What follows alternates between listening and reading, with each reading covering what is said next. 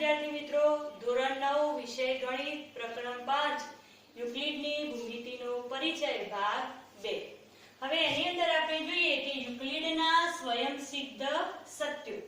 તો પહેલું સત્ય જોઈએ કે એક વસ્તુને સમાન હોય તેવી વસ્તુઓ એકબીજીને સમાન થાય. આપણે જોઈએ ધારો કે x બરાબર y હોય અને y બરાબર z હોય તો આપણે શું લખી શકીએ? x બરાબર y બરાબર z, એટલે કે ત્રણે ત્રણ એકબીજીને સરખી થાય. એટલે કે એક વસ્તુને સમાન હોય તેવી વસ્તુઓ એકબીજીને સમાન થાય. તો આ સ્વયંસિદ્ધ જે સત્ય છે એ આપણે સ્વીકારી લેવાના જ છે, પણ આપણે સમજી લઈએ. ચલો નંબર 2, સરખામાં સરખું ઉમેરીએ તો સરવાળા સરખા રહે. આપણે જોઈએ કે 5 બરાબર આપણે 5 લખી શકીએ. આ બંને કેવા છે? સરખા. હવે આમાં 2 ઉમેરીએ અને આ બાજુ પણ 2 ઉમેરીએ તો શું થાય? 7 બરાબર 7. એટલે કે સરખામાં સરખું ઉમેરીએ તો સરવાળા સરખા રહે. એ જ રીતે નંબર 3 જોઈએ, સરખામાંથી સરખા બાદ કરીએ તો બાદબાકી એટલે કે શેષફળ સરખી રહે. બંને સરખા હોય, ધારો કે 9 બરાબર 9 હોય. હવે બંને બાજુ સરખા બાદ કરીએ, આપણે 9 માંથી 4 બાદ કરીએ, આ બાજુ પણ 9 માંથી 4 બાદ કરીએ તો કેટલા મળે? 5 બરાબર 5. એટલે કે સરખામાંથી સરખા બાદ કરીએ તો જે બાદબાકી મળે એ પણ કેવી રહે? સરખી મળે. નંબર 4, એકબીજા પર બંધ બેસતી આવતી વસ્તુઓ એકબીજીને સરખી રહે. ધારો કે આ ધોરણ 9 નું પુસ્તક છે. હવે આ ધોરણ 9 ના પુસ્તક ઉપર બીજું એક ધોરણ 9 નું પુસ્તક મૂકી દઈએ તો એકબીજાને કેવી રીતે? સરખી રીતે ગોઠવાઈ જશે. એનો અર્થ એ થયો કે એકબીજા પર આમ બંધ બેસતી આવતી વસ્તુઓ હોય એ એકબીજીને કેવી રહે? સરખી રહે. આખું તેના ભાગ કરતા મોટું હોય છે. હવે આપણે આખું સફરજન લઈ લઈએ અને એનો ટુકડો કરીએ તો એ ટુકડો એ પેલા મોટા સફરજન કરતો નાનો થઈ જાય. એટલે કે આખું જે સફરજન હોય એ તેના ભાગ કરતો હંમેશા કેવું હોય છે? મોટું હોય છે. નંબર 6, સરખી વસ્તુઓના બમણા એકબીજાને સમાન થાય. ધારો કે આપણે કિંમત જ લઈએ કે 9 બરાબર 9 લઈએ. હવે આના બમણા કરીએ એટલે કે 2 વડે ગુણીએ, આ બાજુ પણ બમણા કરીએ 2 વડે ગુણીએ તો 18 બરાબર શું થાય? 18. એટલે કે સરખી વસ્તુઓના બમણા એકબીજાને સમાન થાય. નંબર 7, એક જ વસ્તુઓના અડધા એકબીજાને સમાન થાય. ધારો કે આ એક ચોક છે, આને બરોબર વચ્ચેથી આપણે ટુકડો કરીએ અને અડધો કરીએ તો આ બે અડધા ભાગ એકબીજાને કેવા થયા? સમાન. એટલે કે એક જ વસ્તુઓના આપણે અડધા કરીએ તો એકબીજાને સમાન થાય.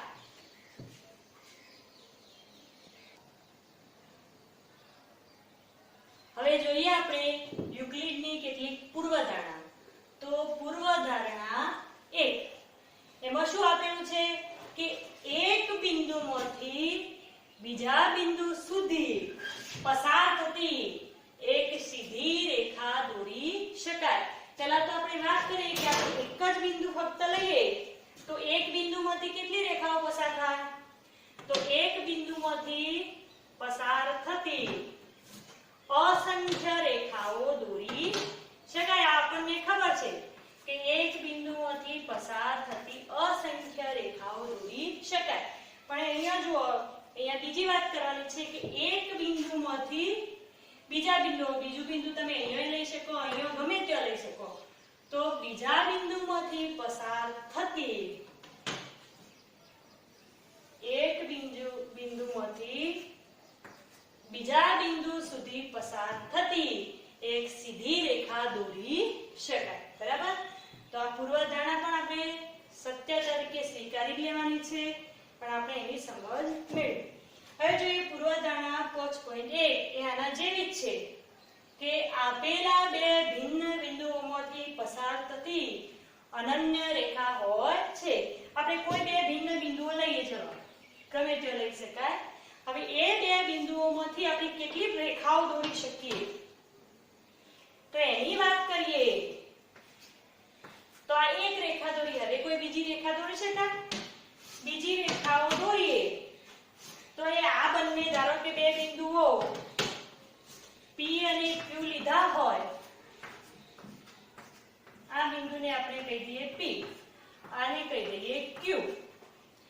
તો P અને Q માંથી પસાર થતી હોય એવી આ એક જ રેખા આપણને મળે છે. બીજી કોઈ રેખા દોરવા જઈએ તો એ P અને Q બંનેમાંથી પસાર થઈ શકે નહીં.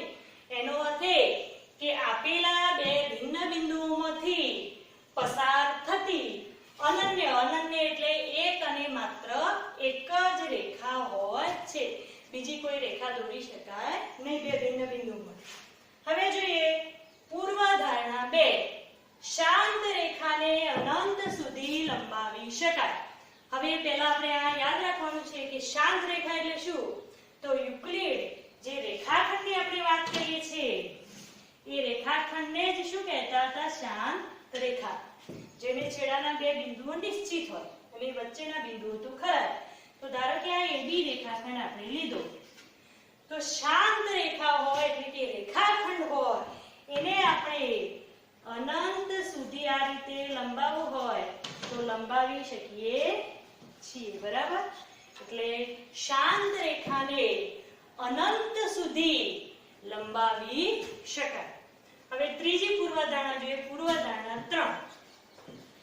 કોઈ પણ બિંદુને કેન્દ્ર લઈ અને કોઈ પણ લંબાઈની ત્રિજ્યા લઈ વર્તુળ રચી શકાય. આપણે સમજીએ કે તમે કોઈ પણ બિંદુને કેન્દ્ર લો, અહીંયા લો અને કોઈ પણ લંબાઈની ત્રિજ્યા લો, ઓછી વધારે કોઈ પણ લંબાઈની ત્રિજ્યા લઈ અને કોઈ પણ બિંદુને કેન્દ્ર લઈ એક વર્તુળ રચી શકાય છે. અહીંયા આપણે કેન્દ્ર અલગ લીધું, ધારો કે આને A કહીએ, આ બીજું કેન્દ્ર લીધું અને કોઈ પણ લંબાઈની ત્રિજ્યા લઈએ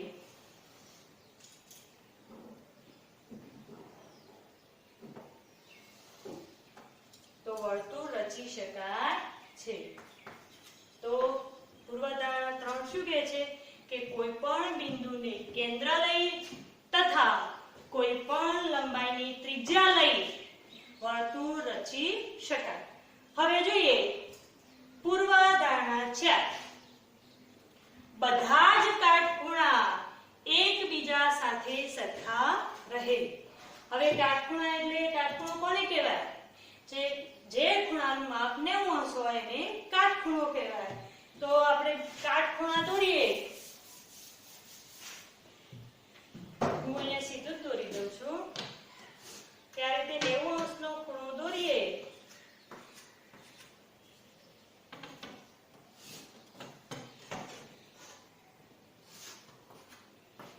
તો આ બંને ખૂણા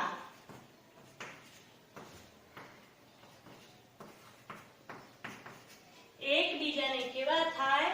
સરખા થાય. વધારે દોરીએ ખૂણા તો પણ બધાનું માપ 90 હોય એટલે બધા જ કાટખૂણા એકબીજા સાથે સરખા થાય. ગમે એટલા લઈએ એકબીજા સાથે કેવા થાય? સરખા થાય. કારણ કે દરેકનું માપ કેવું હોય? 90. પૂર્વધારણા 5. જો બે રેખાઓને કોઈ ત્રીજી રેખા છેદે અને આ રેખાની એક જ બાજુ તરફના બે અંતઃકોણોનો સરવાળો બે કાટખૂણા કરતો ઓછો હોય તો પ્રથમ બે રેખાઓને આ ખૂણાઓ તરફ અનંત સુધી લંબાવતો તે એકબીજાને છેદે છે. આપણે આકૃતિથી સમજીએ તો વધારે ખ્યાલ આવશે કે કોઈ પણ બે રેખાઓ લઈ, ધારો કે એ બે સમાંતર હોય અને ના પણ હોય. આપણે અહીંયા સમાંતર ના હોય એવી લેવાની છે. ધારો કે આ રેખાને કહી દઈએ L, આ રેખાને કહીએ M. તો જો બે રેખાઓને કોઈ ત્રીજી રેખા, આપણે ત્રીજી રેખા લઈએ M, તો ત્રીજી રેખા છેદે તો એક તરફના બે અંતઃકોણો, ચલો અંતઃ રીતે જે સી આકાર બને તો આ બંને એક અંતઃકોણોની જોડ કહેવાય અને બીજી આ અંતઃકોણોની જોડ કહેવાય. બરાબર? ખૂણો 1 અને ખૂણો 2 એક જોડ અને 3 અને 4 એ બીજી જોડ. હવે જો બે રેખાઓ સમાંતર હોય તો અંતઃકોણોનો સરવાળો કેવો થાય છે? 180 એટલે કે પૂરક હોય છે. અંતઃકોણો પૂરક હોય છે. હવે અહીંયા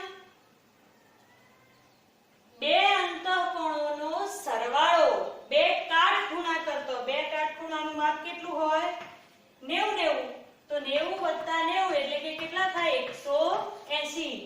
તો બે અંતઃકોણોનો સરવાળો જો બે કાટખૂણા કરતો ઓછો હોય, અહીંયા દેખાય છે આપણને આકૃતિ પરથી કે આ બંને કાટખૂણા નથી, એટલે ખૂણો 1 વત્તા ખૂણો 2 આપણને કેટલો દેખાય છે?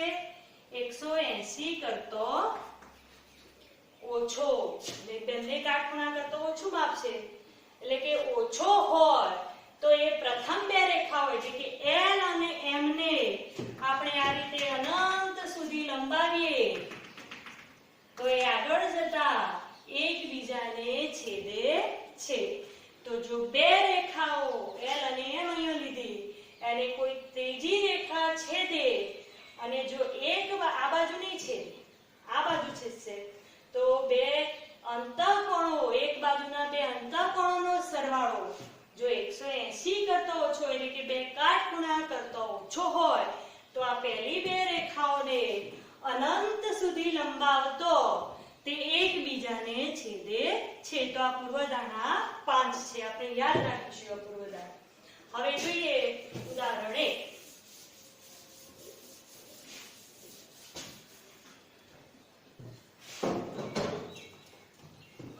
ઉદાહરણ 1 શું આપેલું છે? જો A, B અને C એક રેખા પર આવેલા 3 બિંદુઓ હોય, 3 બિંદુઓ હોય અને B બિંદુ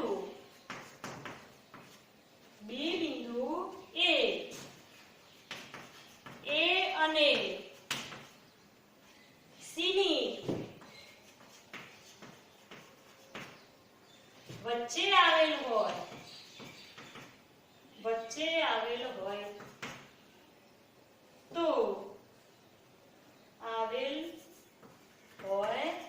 તો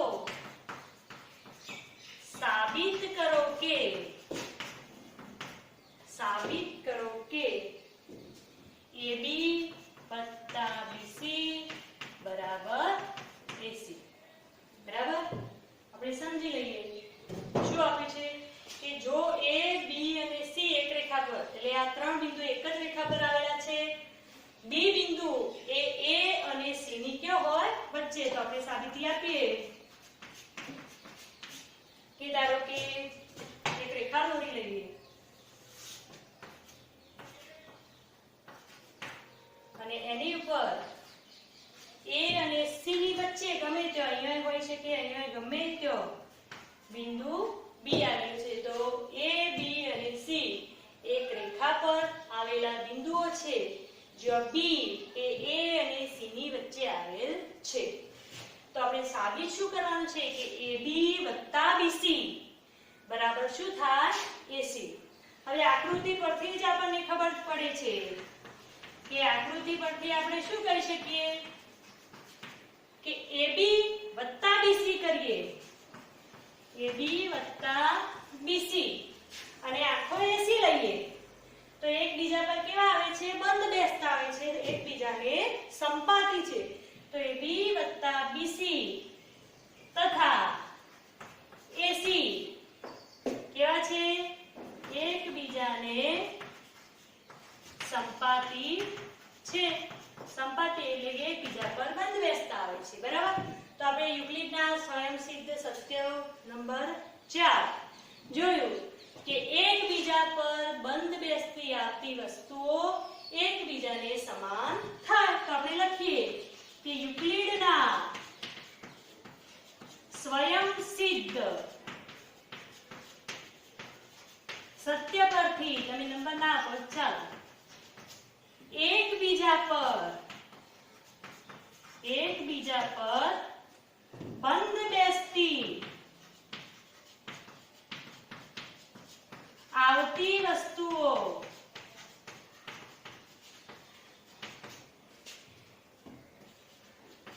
એકબીજાને સમાન અથવા તો સરખી રહે. એટલે એકબીજાને બંધ બેસતી વસ્તુઓ કઈ છે? AB વત્તા BC. એ આખા AC ને બંધ બેસતી હોય છે તો એ કેવા થઈ જાય? એકબીજાને સરખા. આથી સાબિત થાય છે કે શું સાબિત થાય? AB વત્તા BC છે. AB વત્તા BC એ AC ને કેવા થાય? સરખા થાય. તો આપણે જે સાબિત કરવાનું તે મળી ગયું કે AB વત્તા BC બરાબર AC. હવે જોઈએ આપણે ઉદાહરણ 2.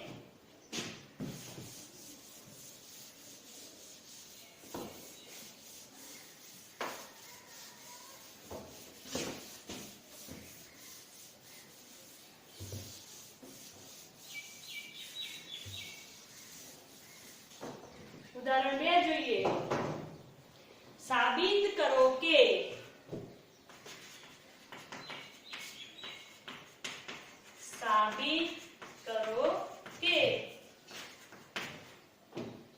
આપેલા રેખાખંડ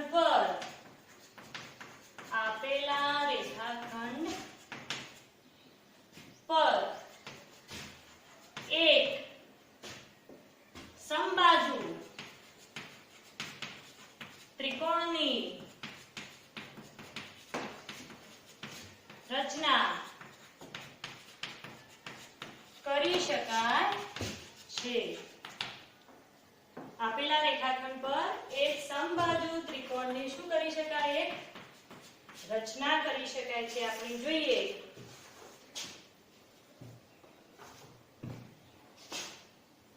તો પહેલા એક રેખાખંડ લઈએ. તો કોઈ પણ માપનું રેખાખંડ આપણે દોરી દઈએ. ધારો કે અહીંયા આપણે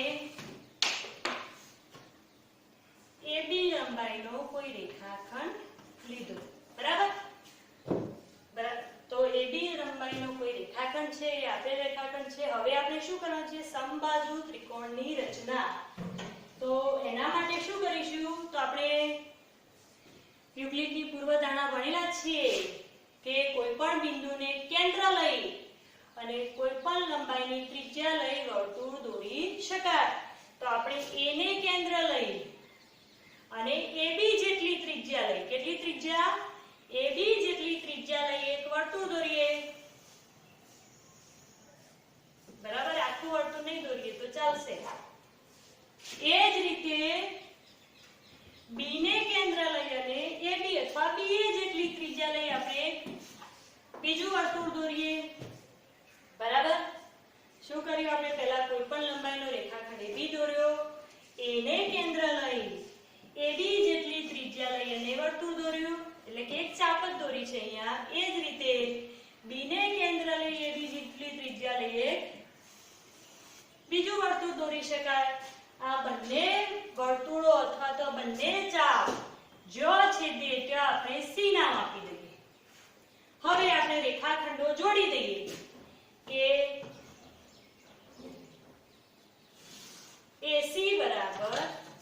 AC અને BC રેખાખંડો આપણે જોડી દઈએ. તો આ ત્રિકોણ ABC એ આપેલા માપનો ત્રિકોણ થઈ ગયો. હવે એ સમબાજુ છે કે નહીં?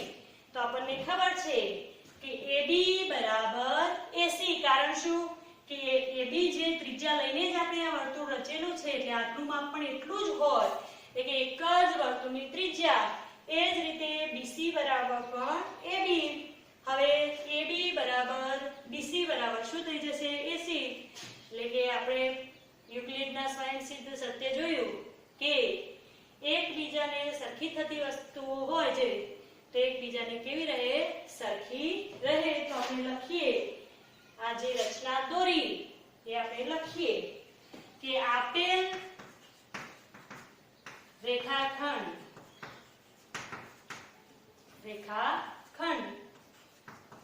AB છે. આપણે એક રેખાખંડ AB લઈ લીધો. હવે શું કર્યું? AB લીધા પછી એને કેન્દ્ર લઈ અને AB જેટલી ત્રિજ્યા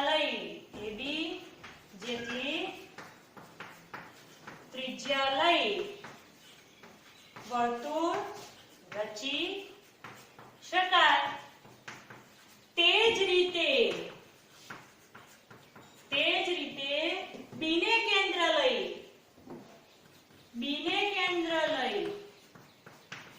અને AB અથવા BA જેટલી ત્રિજ્યા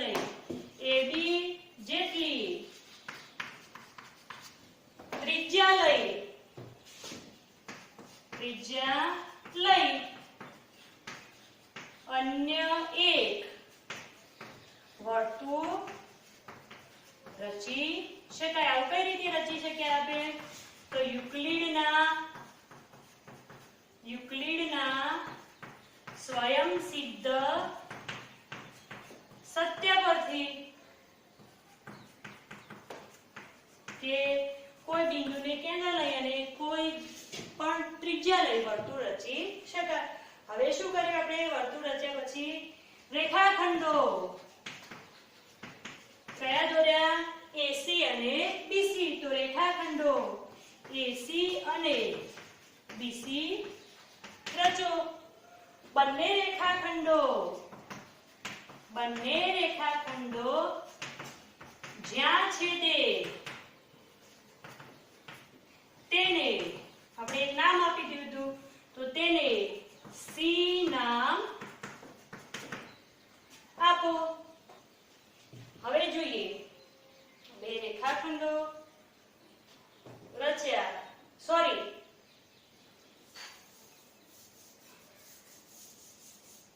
પહેલા શું કર્યું? બંને વર્તુળો દોર્યા. બંને વર્તુળો જ્યાં છેદે ત્યાં શું નામ આપ્યું? C નામ આપ્યું. C નામ આપ્યા પછી આપણે બે રેખાખંડો દોર્યા કે રેખાખંડો AC અને BC દોરો. રેખાખંડો AC અને BC દોરો. હવે જોઈએ કે AB જે માપ છે AB બરાબર શું છે? AC. કારણ શું? કે એક જ વર્તુળની ત્રિજ્યાઓ. તો એક જ વર્તુળની ત્રિજ્યા. એ જ રીતે AB બરાબર BC. એ પણ શું? એક જ વર્તુળની ત્રિજ્યા. હવે આપણે યુક્લિડનો સ્વયંસિદ્ધ સત્ય જોયું હતું કે એક વસ્તુને સમાન હોય તેવી વસ્તુઓ એકબીજાને સમાન થાય. તો AB બરાબર AC અને AB બરાબર BC. તો શું થઈ જશે? માટે AB બરાબર BC બરાબર AC.